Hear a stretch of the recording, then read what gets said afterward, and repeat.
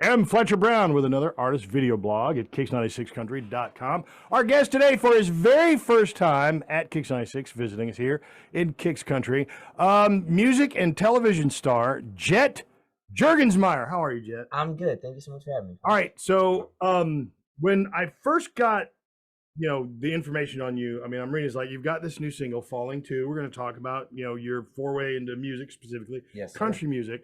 But before we get into that, if there's anybody who's watching or listening who recognizes this young man, it's probably because you've seen him on film and television. You actually have. How old are you? I'm 18. 18. At 18 years old, you actually already have a pretty storied career on stage, on film and television. Yes, sir. I've been acting since I was 4. Wow. So I started in Nashville, where I'm from, and then when I was 5, at the old age of 5 years old, started going up to California and working on TV and film. I've worked for Fox and ABC and Netflix, Amazon, Disney, Nickelodeon, you name it. I've probably done something with them. I'm gonna save you. I'm gonna save you some time because I know you're gonna probably hit the IMDb right now. But real quick, what were your 3 most favorite projects that you've worked on, either film or television? That's a good one. I was on a show called Last Man Standing. Yes, which Tim was Allen. on Fox with Tim Allen, Nancy Travis. Great comedian, Tim Allen. He's so funny. I joined season 7 for that. I played Boyd, their grandson, on there.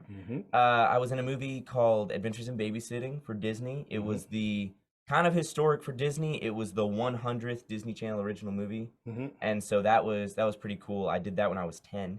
That's crazy. That was in 2015 when I filmed that.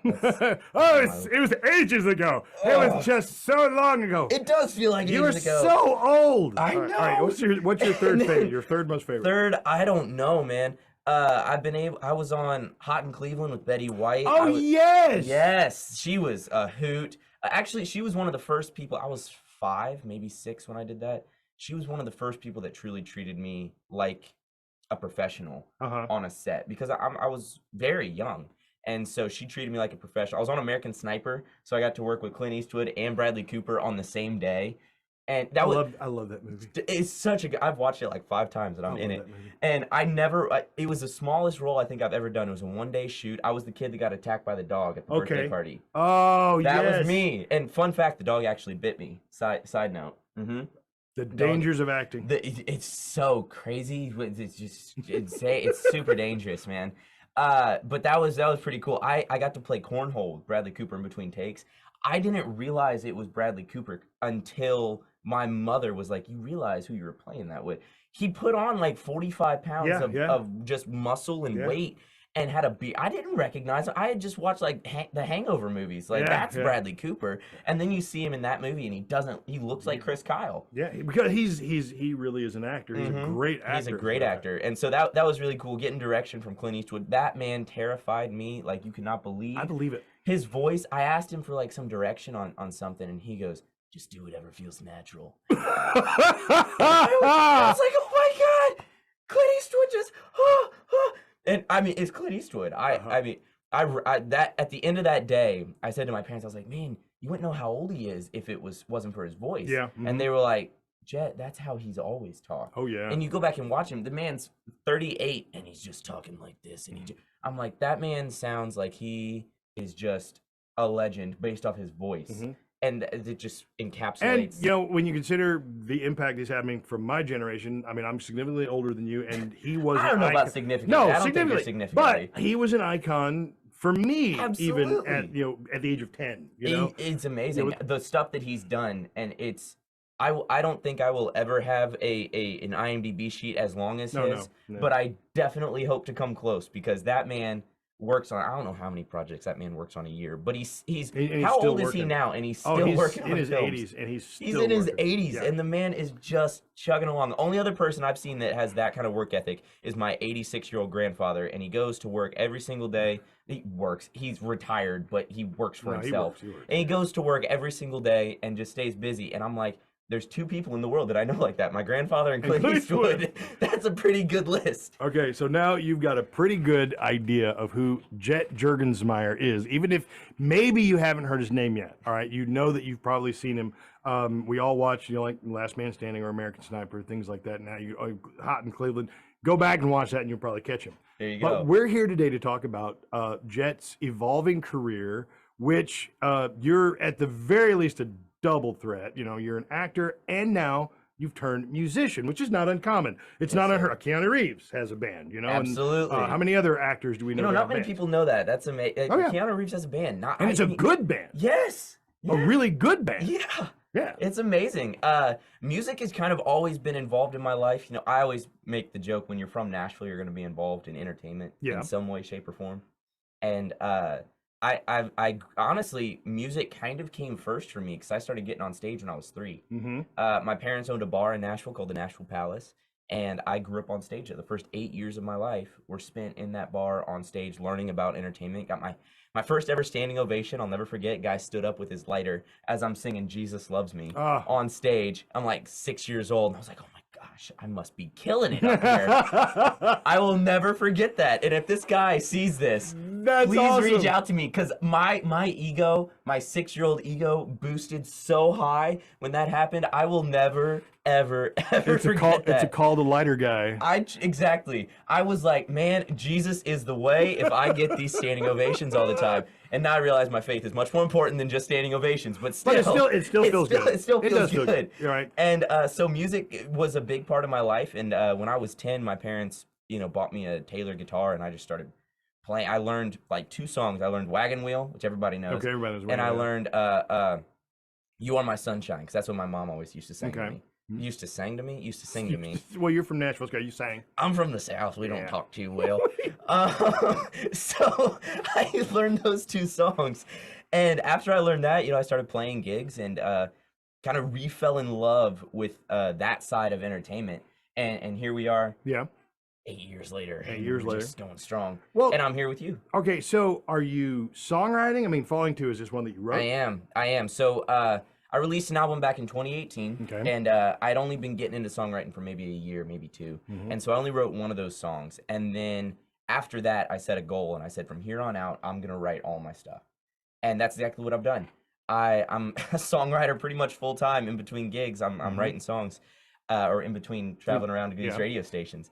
And so for the last album that I released last year, wrote all 13 songs on there. I actually have a song that I wrote that another artist cut that comes out tomorrow. Really? Which I'm very excited for. His name's Kevin Nichols. He's an independent artist, and it's called Hollywood. So please go stream it. If everybody streams it about 1,000 times, I'll get about $1. So that'd be pretty nice. Absolutely. And that's not an exaggeration either. I know. But Fallen 2 is no different. I wrote that with 3 very, very close friends of mine, Kyle Winsky, Brian Sauerwald, and Pearson Swanson. And it is just the first song that is the first of many that's going to be on the next album, which I'm writing. Okay. Right now, we have about a handful that are done, about a handful I'm going to go back in and record more of. And then I'm still writing a few more, because I want each and every album to grow and be better. Last one was called Phase 1 Discover, because it was really finding myself as a songwriter, as an artist. And so I'm still intrigued to see what Phase 2 brings. Okay, I think we all are. The song Falling 2, what is it about? I mean, when you sat down to write it, what did you and your friends decide this song was going to be about? So the whole story behind Fallen 2, one thing I like to do as a songwriter is write relatable things, things that myself has been through, or one of my co-writers has been through, or is currently going through. And we've all been teenagers. We've all fallen for somebody. We've all thought that they were the one. Yeah. And so we've all had that summer love, if you will. So we wrote that with that intention in mind, and I think that the lyrics really tell that story, and just as important as the lyrics, the music does, because it's such just like a fun summer feel to that song, and I think it tells the story super, super well. Ironically enough, when we sat down to write that day, we had no idea we were going to write that song. None of us had any ideas. We had thrown out a couple things, and we were sitting there for almost an hour and a half going, what in the world are we going to write today? And all of a sudden, Kyle just kind of started playing something random on the guitar. and Brian, being Brian, sang the first 2 lines of the song. I sat up real quick and I went, hey, whoa, I'm gonna write that down real quick. Can we write that? And he goes, I don't know what it was. I just kind of said it. I said, I remember, and I wrote it down. And then 2 hours later, we have my new single, and I just it's crazy how those stories kind of come about, because we all started being able to relate to it as we wrote it. We were like, oh man, I've been there. Oh, I've experienced that. Oh man, to be young again. Like this. To be young. He's 18. Oh, to be young again. You know what I mean. I'm like, really? So let me ask you this. Being from Nashville. Yes, sir. Being so involved in the entertainment industry, and now into the music, the country music. Have you had an opportunity to sit down with some of the bigger Nashville songwriters yet, or have you yet to make those introductions? I have a few friends of mine that are definitely up there. A couple that come to mind are like Michael Farron and JP Williams. They've written, everything for everybody, and I'm fortunate enough to be able to call them my friends. I was actually, ironically enough, texting JP just about 30 minutes ago. He's one of my very close friends. We're playing the Bluebird Cafe in Nashville on the 3rd. Which it'll be my 3rd time playing there.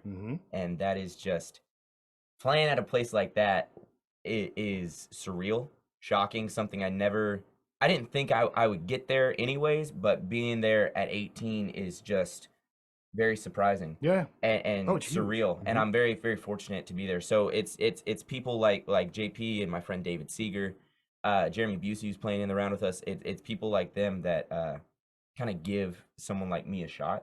And I can't thank them enough for that. I'm very fortunate to be able to write songs with them. JP, he and I wrote a couple songs for the last album. We've written a couple for this one.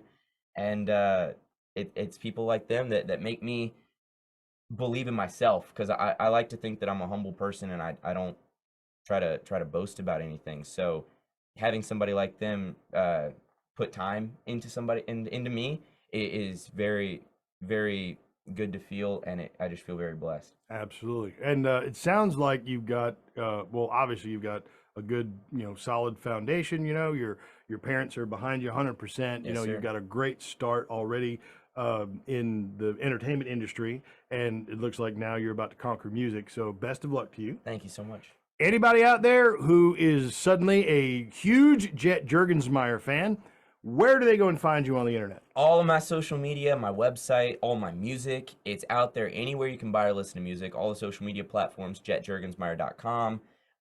It's all under my name, Jet Jurgensmeyer, Jet with 1 T, like a plane. That's what I always say. It's a fun way to remember it. And Jurgensmeyer, look, it's a lot. It's a lot. It's a lot. Believe it or not, though, there's not many Jet Jurgensmeyers out there. I bet there's probably not. Who'd have thunk it? There's like one other guy. Yeah, there's some dude. He's in like Scandinavia. Yeah, he lives in Norway. And he pronounces it Jurgensmeyer. Yeah. If you type in JUR, JETJUR, I will pop up, because there's not many of us. I will pop up. You don't have to memorize all 12 letters. But if you do, let me know. I would love to have just somebody random, like somewhere in this country, just know how to spell Jurgensmeyer on the spot. That'd be pretty amazing. I have to question it sometimes. I've genuinely had to sign things and then gone back and been like, wait a second. Did I miss the S? No, it's in there. Okay. Gotcha. Yeah, it's interesting. It makes me question things sometimes. Jet Jurgensmeyer is our guest, and the single is Falling 2. If you want to hear it, make sure to call us at Kicks 96. We'll gladly play it for you. Thank you. And go out and find Jet on the social media and on the internet.